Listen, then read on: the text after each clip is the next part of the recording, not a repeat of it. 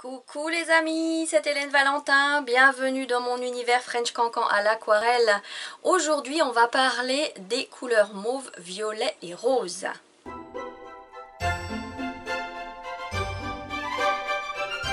De nombreux termes tournent autour du French Cancan, surtout lorsqu'il s'agit de broder.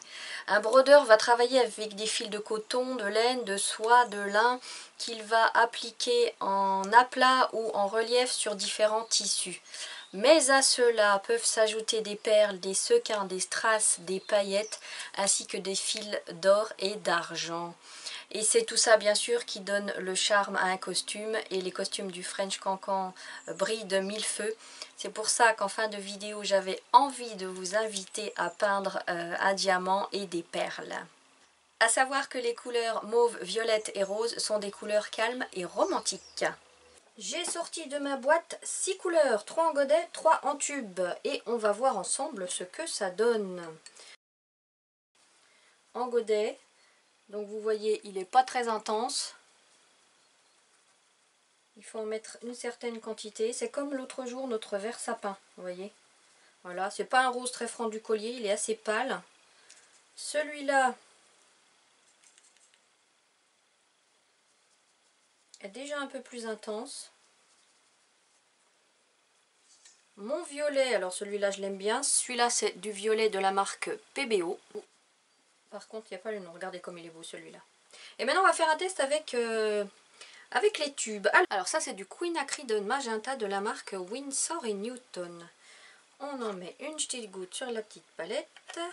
Hop. Ça, c'est du Cobalt Violet. Pareil, de Winsor & Newton. C'est des belles couleurs, ça. C'est super. Je vous montre la différence entre les deux. Vous voyez, elles sont belles, hein? Et puis ça, c'est du Rose Opera que je viens d'acheter. Je vais le découvrir en même temps que vous. Donc Rose Opera, marque Sennelier, et numéro 659. Alors, à quoi il ressemble? Oh, il est beau! Il est très clair. Ah ouais, il est chouette celui-là. Je crois que j'en ai jamais acheté du comme ça, vous voyez. Je vais vraiment le découvrir avec vous. Alors, on commence par le premier. Le Queen Acridone Magenta.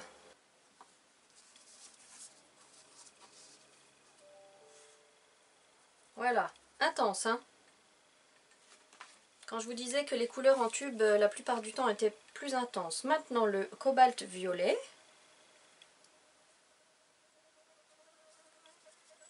Hop. Plus pâle celui-là. Et puis notre Rose Opéra. Alors, j'essuie un petit coup mon pinceau. Oh, il est chouette! Plus clair que celui-là, vous voyez. Ah, c'est vraiment sympa, ça. Allez, on va faire des petits tests pour éclaircir et pour foncer. Je vous avais dit dans une autre vidéo que je préférais que vous achetiez des couleurs claires pour les foncer, plutôt qu'acheter des couleurs foncées pour les éclaircir avec du blanc. Et là, je vais faire aussi un premier test avec vous, j'ai jamais fait. Au lieu d'utiliser du blanc en godet, je vais utiliser du blanc en tube pour voir ce que ça donne. Pour éclaircir ces couleurs. Donc on va faire nos petits mélanges. Allez, hop, du blanc. Et ça, c'est le magenta. C'était celui-là. Voilà, donc ça devient plus laiteux, hein, je vous le répète, comme on avait fait avec les verts. Ensuite, le cobalt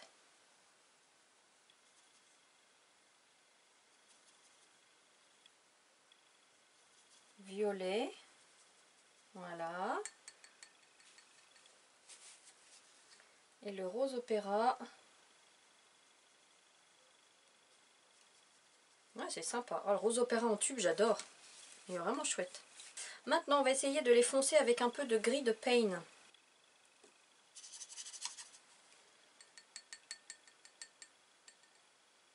Alors, je reviens à mon magenta avec du gris. Voilà, ça fait du violet. Ça paraît logique. Le Queen Acridone aussi. Ouais, c'est pas mal, hein. Et le rose. Ah ouais, c'est chouette. Donc voilà pour la découverte des couleurs. Allez, on va s'entraîner avec les mélanges, les différents mélanges qu'on peut faire. Donc je vous rappelle, une bulle est une séquence. Au préalable, je mouille ma séquence sans suivre forcément les bords. Je peux rester à 1 ou 2 mm du bord. Je vais prendre le plus clair. Ça me semble être celui-ci dans la petite palette. Donc ma lumière vient toujours de la droite. Pour ceux qui n'ont pas vu les entraînements sur le verre, sur les verres, je vous invite à le faire. Ma lumière vient de la droite, je vais donc travailler mes ombres à gauche. Et pour rappel, plus je travaille mes ombres à gauche, plus la lumière est rehaussée à droite. Je pars sur le rose le plus foncé que j'ai à gauche. Oh, ils sont intenses! Ouais, les tubes, c'est super intense, hein. Hop, un petit liseré. Vous voyez, il n'y a pas assez d'eau. Allez, je vais remouiller ça, voilà. Je prends mon pinceau le plus petit et je pars sur quelque chose de plus sombre. Alors là, j'en profite pour prendre ce qu'il y a déjà dans ma palette.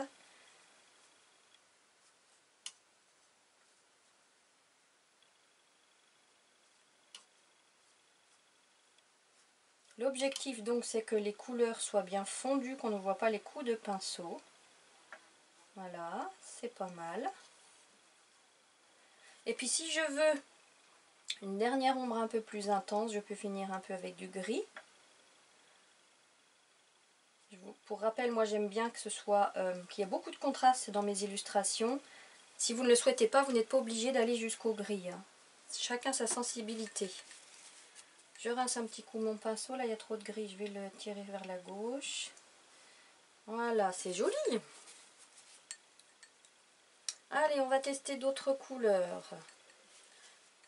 Je remouille mon pinceau, ma petite séquence, et puis on va essayer les godets. Donc ils étaient plus pâles, hein, ceux-là. Ah, c'est pas du tout la même chose.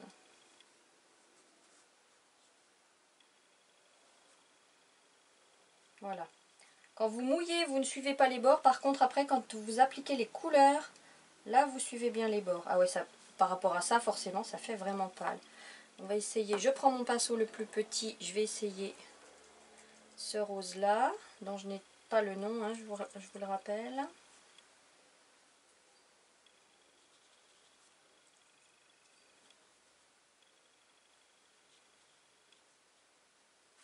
Voilà. Et puis là, bah pareil, je peux repartir sur ce que j'ai là. Ce rose-là, non, il est trop clair. Celui-là. Une demi-lune. Ouais, c'est sympa. Et une petite ombre.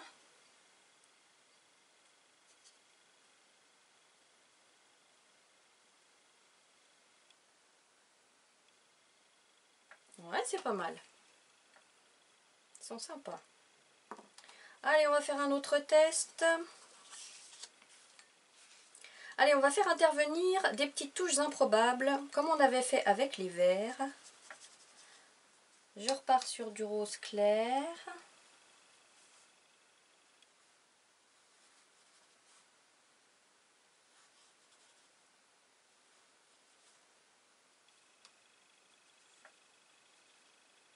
Allez, on va mettre des petites touches de bleu pour donner du mouvement à l'illustration. On va voir ce que ça donne.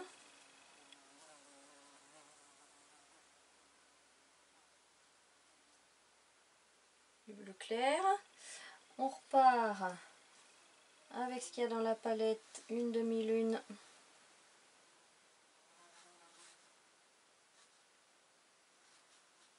Un petit liseré pour rester dans les tons.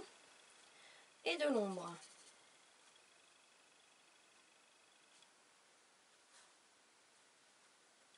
Donc je vous rappelle qu'à partir de la 3e ou 4e couche de couleur, si vous tirez, vous enlevez de la peinture. Donc il est bon de tapoter pour libérer les pigments qui sont au centre des poils du pinceau. Ouais. Et pour rappel également, si vous ne voulez pas quelque chose de si régulier, vous pouvez tirer votre peinture comme ça. Tant que c'est mouillé, bien sûr, hein. Voilà. Si vous souhaitez avoir une ombre encore plus foncée pour donner encore plus de volume à l'ensemble, alors tiens, on va faire un test avec une ombre en bleu foncé. On va voir ce que ça donne. Et le bleu foncé, vous remarquez qu'il se transforme en violet au contact du violet clair qui est déjà sur le papier. Voilà. Bien. Alors maintenant, je vais vous faire une démonstration. On va essayer avec du blanc en godet d'éclaircir une couleur qu'on prend directement comme ça. Directement dans le godet. Je mélange. Allez, je mouille ma petite séquence. Et puis je vais prendre ça pour avoir vraiment du mauve mauve. Encore plus. Voilà, plus je vais chercher du blanc, plus c'est laiteux, vous voyez. Ce qui paraît normal.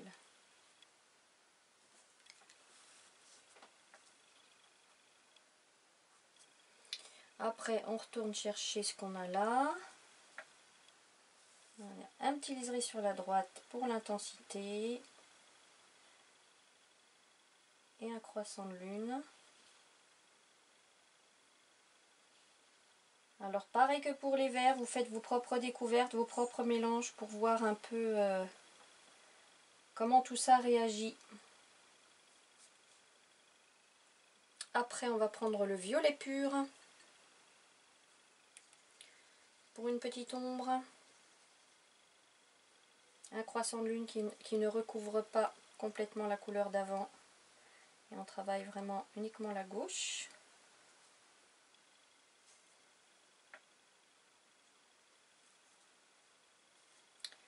Et puis qu'est-ce qu'on fait? On va aller chercher de l'ombre ici qu'on va tapoter. N'hésitez pas aussi à tenir votre pinceau à plat pour libérer des pigments. Hein. Ne faites pas toujours ça, essayez de tenter de faire ça, vous allez voir ce que ça donne. Voilà. C'est pas mal aussi. Alors, est-ce qu'il y a un dernier test qu'on peut essayer de faire?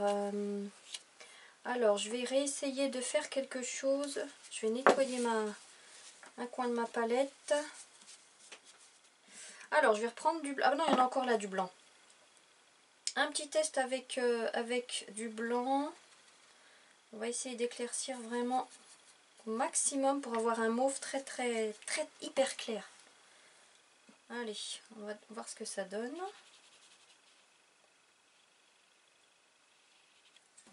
Voilà. Alors, ah ouais, ça c'est hyper clair. Là, c'est vraiment du rose bonbon, chambre d'enfant, vous voyez. On va aller en rechercher.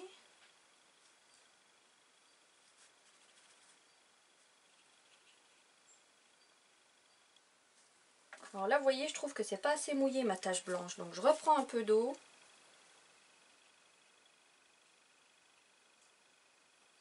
Voilà. Là, c'est bien parce que tout est diffus. Une petite ombre.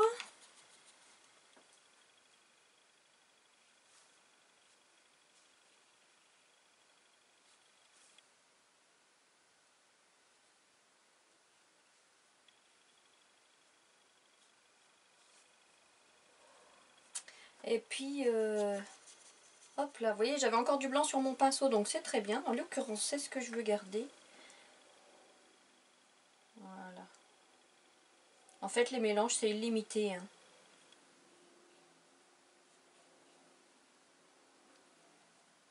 Voilà, encore une fois, c'est selon votre sensibilité. Si vous voulez vous arrêter à ce stade-là, parce que vous adorez les couleurs pastel, vous arrêtez là.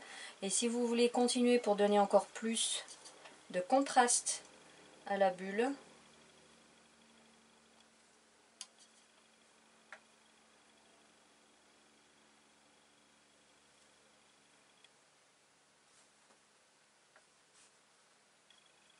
voilà. Il y a plein de choses qu'on peut faire, c'est tellement chouette. Voilà, je vous montre de près les différentes variantes qu'on peut avoir à partir, allez, on va dire 4 couleurs de base. Et après encore, vous pouvez faire vos tests, vos mélanges en éclaircissant ou en fonçant. avec du gris ou en éclaircissant, avec du blanc. Tout est possible, faites-vous plaisir. Je vous propose maintenant de faire un petit atelier aquarelle diamant, perles et diamants. Enfin, je dis diamant, ça va être un cristal quoi.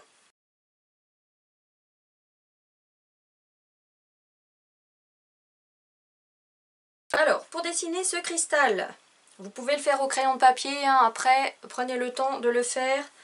On va faire 2 parallèles. Moi, je le fais directement au crayon, au feutre. 2 parallèles. Ça part vers la même direction au-dessus et on referme à plat. Pareil en bas. On referme à plat. Ensuite, une autre parallèle ici. On rejoint les bouts. Et une autre parallèle ici, mais moins large. Elle colle plus à celle-ci. Et on rejoint les bouts. Et là, on referme. On va faire 2 petites perles. Je reprends mon emporte-pièce. Si vous n'en avez pas, vous trouvez un bouchon, quelque chose qui fasse bien rond. Alors, 2 petites perles, on va en faire une comme ça et une plus petite derrière. Voilà. Donc, je vous invite à faire pause si vous voulez rembobiner et refaire la même chose au crayon de papier. Une fois que ça c'est fait, vous prenez votre crayon de papier et vous tirez un trait comme ça, un comme ça, un comme ça, et un comme ça, et un comme ça. C'est important que ça reste au crayon de papier, vous allez comprendre pourquoi. Maintenant, je reprends les couleurs que j'ai préparées tout à l'heure dans ma palette avec mes mauves. Et je vais mouiller ma plus grande partie déjà. Alors, pour information, la lumière vient de la droite. Et vous allez comprendre comment on va travailler la lumière en suivant les différentes facettes. Donc là, je mouille, mais pas jusqu'au bord. Comme c'est une grande partie, je garde mon pinceau le plus gros et j'applique ma couleur.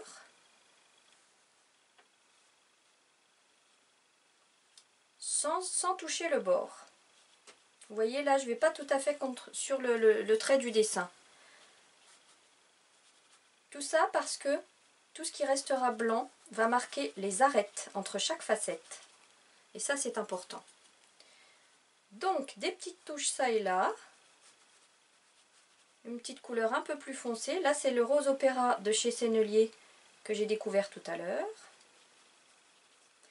On peut, si on le souhaite, amener des petites touches improbables. Je change de pinceau, je prends le plus petit avec des petites touches de bleu. Pas trop, hein. Si on trouve qu'il y en a trop, on peut estomper. Et vous voyez, le bleu se transforme en violet. Et d'ailleurs, ce qui est intéressant, tiens, si, on va faire un truc. Ça. Et on repasse un peu de rose par-dessus. Ah ouais, c'est sympa. Pour faire effet de lumière, vous voyez. Voilà. Maintenant, on va travailler toujours le même côté. On mouille. Vous pouvez toucher le bord ici, mais pas les autres. Et on reprend les mêmes couleurs.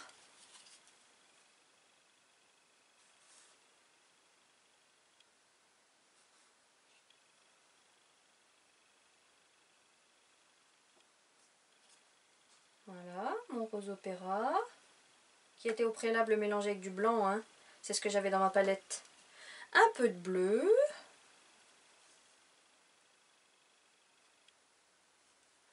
Et si c'est trop bleu, je reprends du rose et je repasse par-dessus pour estomper tout ça.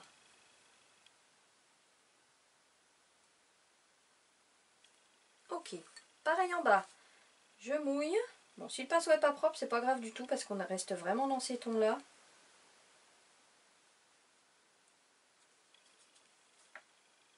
Alors, la lumière vient du dessus. Donc cette partie, qui est censée partir un peu en biseau, on va la faire un peu plus foncée. Donc là, je vais chercher mon... c'était du quinacridone magenta. Ouais, c'est ça.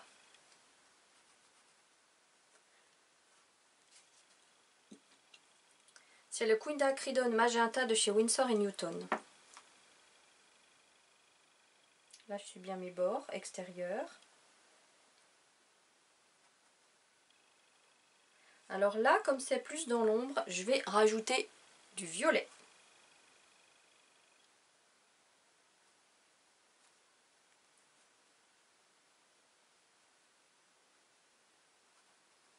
Et même une pointe, j'ai bien envie de rajouter une pointe de gris de Pain, juste par petites touches. Le gris bien sûr qui se transforme en violet foncé. Voilà. Et comme j'ai du violet sur mon pinceau, et ben je vais garder et puis on va continuer. Laisser un petit liseré.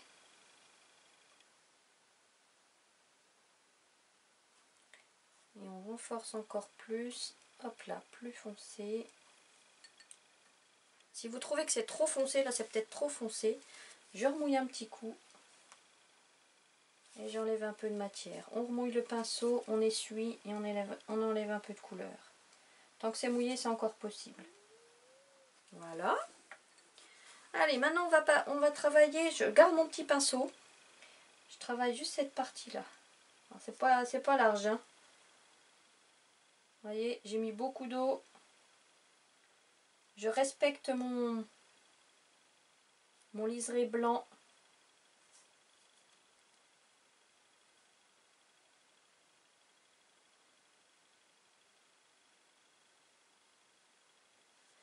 Et je vais le travailler un peu plus foncé que cette facette-là.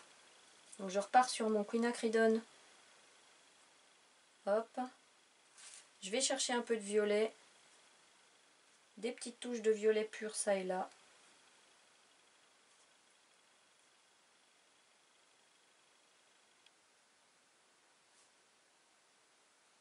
Voilà. Mon pinceau a encore la bonne couleur.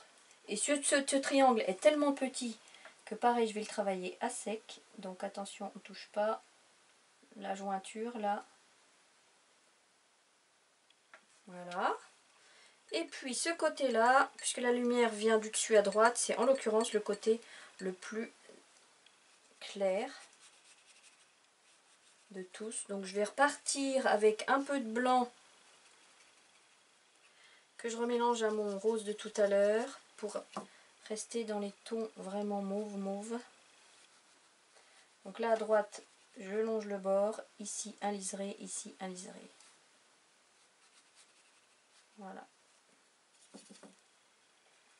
Mauve hyper clair. Et puis là pareil, je garde la même couleur. Puis je laisse des petites touches, petits triangles blancs. Voilà.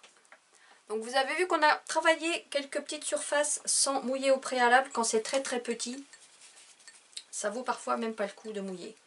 Allez maintenant, nos petites perles, eh ben, on va les travailler exactement comme nos bulles de tout à l'heure. On mouille la séquence. On va chercher la couleur la plus claire qu'on a.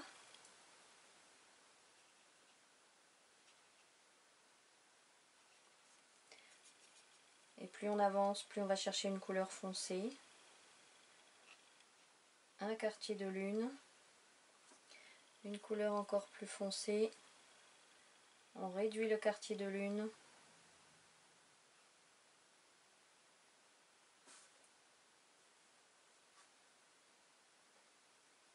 Vous pouvez vous arrêter là si c'est votre sensibilité qui vous dit de le faire.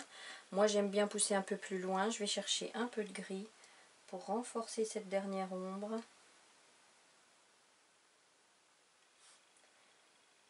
Hop. Voilà. Et on suit bien les bords. Si vous avez envie de relier un peu, voilà. On termine avec une jolie pointe. Voilà. Et notre petite perle.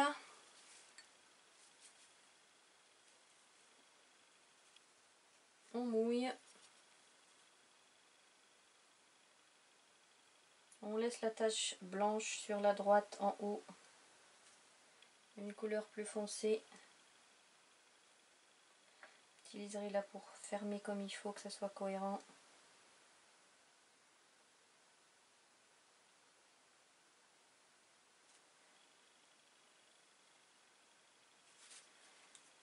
Une ombre en violet pur. Je rappelle que c'est un godet de violet de chez PBO.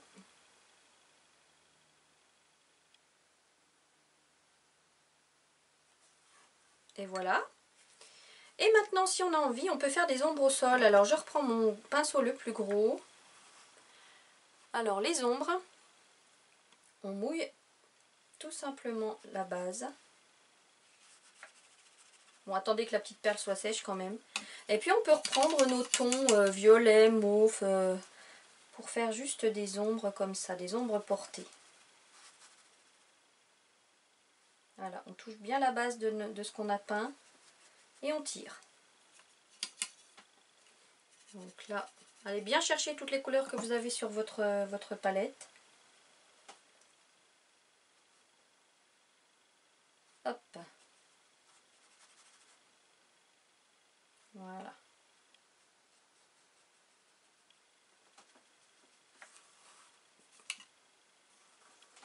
Et voilà. Une petite chose à mettre dans la salle de bain sous plastique. Attention parce que la salle de bain est humide. Et je vous rappelle que ce sont des peintures à l'eau. Et que si elles prennent l'humidité, ben ça va un peu gâcher votre aquarelle. Voilà, j'espère que ça vous a plu. Dans la prochaine vidéo, je vous emmène sur le premier atelier pratique. Et on va travailler sur des ballons. Et pour le petit mot du jour, n'oubliez pas qu'on n'a pas forcément besoin de grand chose, si ce n'est un peu de géométrie et de couleurs pour égayer nos vies. Je vous embrasse très fort. Belle journée à tous.